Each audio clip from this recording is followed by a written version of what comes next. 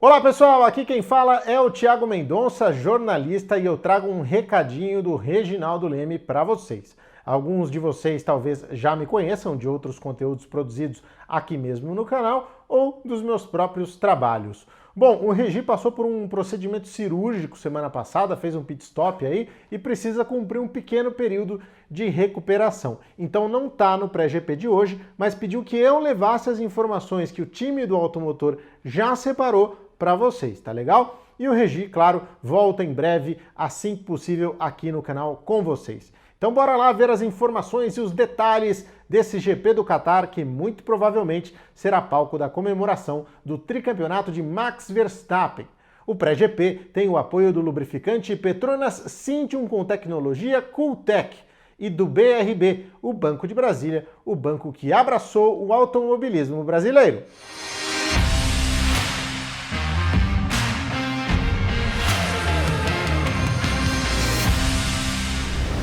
O GP do Qatar é mais conhecido no Mundial de Motovelocidade. O circuito de Losail recebe a MotoGP desde 2004, mas é uma novidade para a Fórmula 1, onde passou a ser utilizado só há 2 anos, em 2021.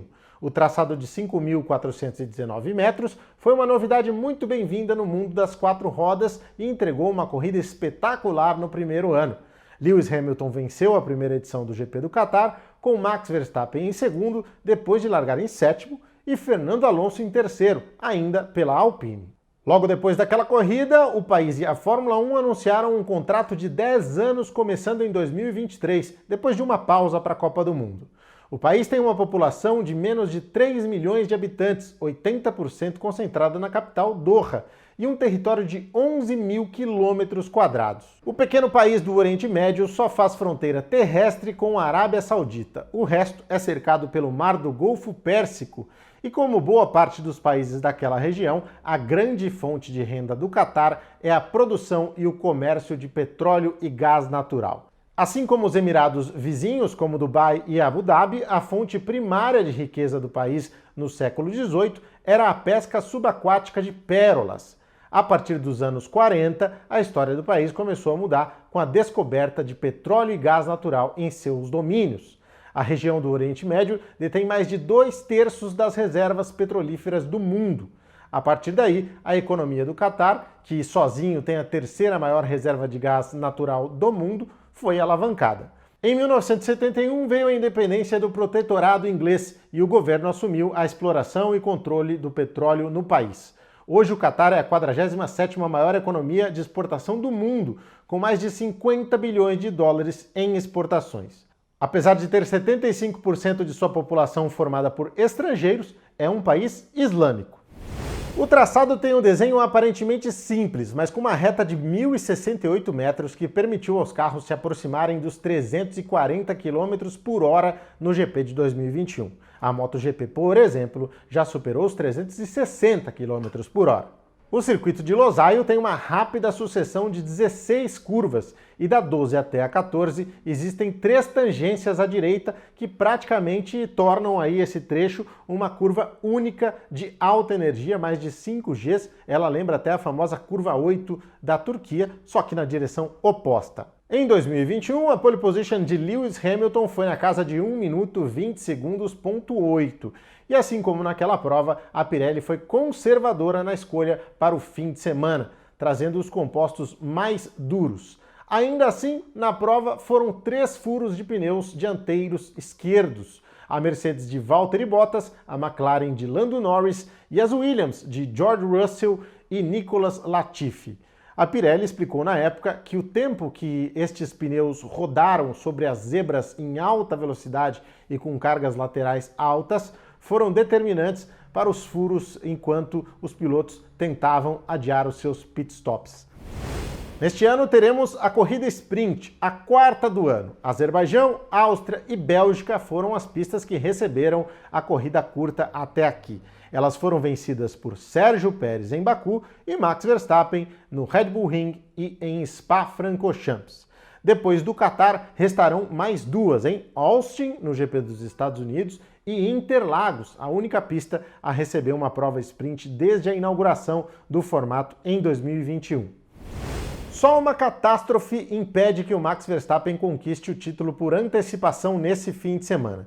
Ele só precisa de 3 pontos para fechar a fatura.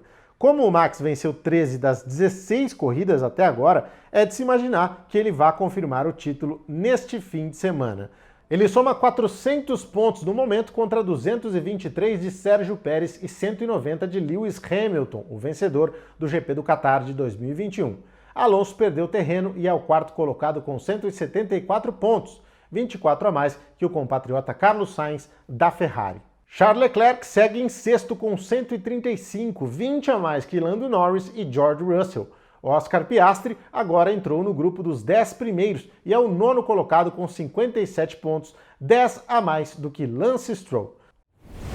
A Red Bull já é a campeã mundial de construtores e confirmou a conquista no Japão. A equipe austríaca soma 623 pontos, enquanto a Mercedes, segunda colocada, tem 305.